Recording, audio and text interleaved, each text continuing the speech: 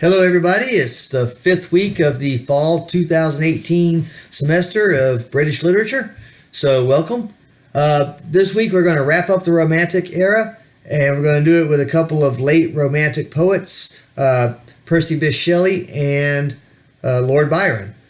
Now, these guys, even though they're Romantic poets, are going to be different from Wordsworth and Coleridge. In fact, when you read to Wordsworth, written by Percy Bysshe Shelley, you're going to see that he actually laments the fact that he thought that Wordsworth was great at one time, but that Wordsworth has kind of regressed. And I guess that sometimes happens when people get older.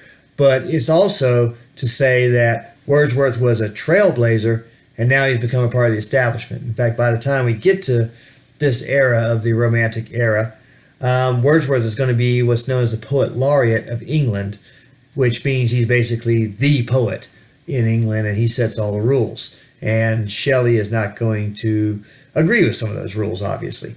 So, 4 poems total, 2 by Wordsworth, two by Shelley, and 2 by Byron.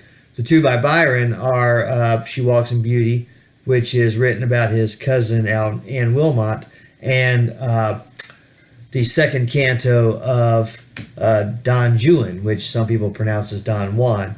It's really supposed to be Don Juan, which is going to be similar in some ways to Rime of the Ancient Mariner in that it's about a boat journey. But there are going to be some key differences, and you're going to have to look at those in this week's essay.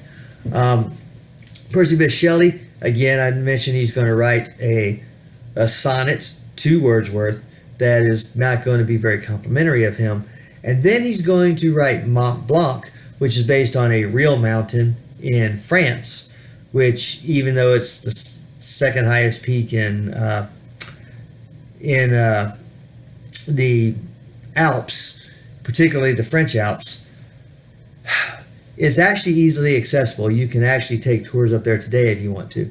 In fact, on my little PowerPoint slideshow, that is Mont Blanc in the actual picture.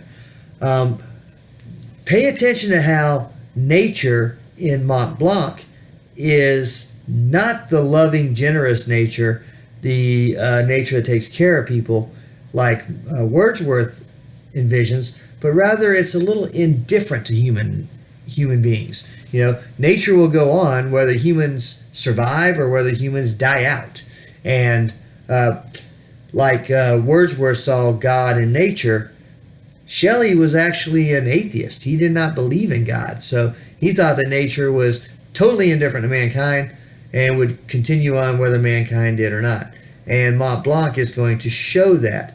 Mont Blanc is also, though, about the creative process, about how he uses this higher power, or this nature, if you will, as a way to be inspired as a poet. And so when he talks about the universe of things, that's going to be a very important line in Mont Blanc. And so you're going to want to pay attention to that. Now, there's added work this week in that, since we're wrapping up the Romantic era, there's, in addition to the reading quiz and the essay, there's also a Romanticism exam. Fear not, it's all multiple choice or true false. You're not going to have to write anything out, but you are going to have to know this material. Just because it's multiple choice and just because it's true false does not necessarily mean it's going to be an easy exam. I do have included an exam study guide in that week 5 folder. So look down that study guide. It's basically a review of what we've read from the beginning of the semester all the way up until now. All that stuff on the pretest is not going to be on this exam. That pretest is its own exam.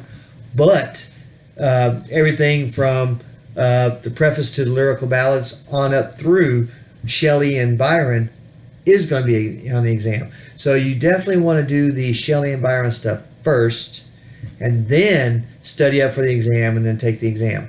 So a little bit of a busy week for you, but it's doable. And I have faith in you. I think you're going to do just fine. And of course, if you have any questions, feel free to email me and ask me whatever questions it is you have about either the late Romantics or about the Romantic era in general.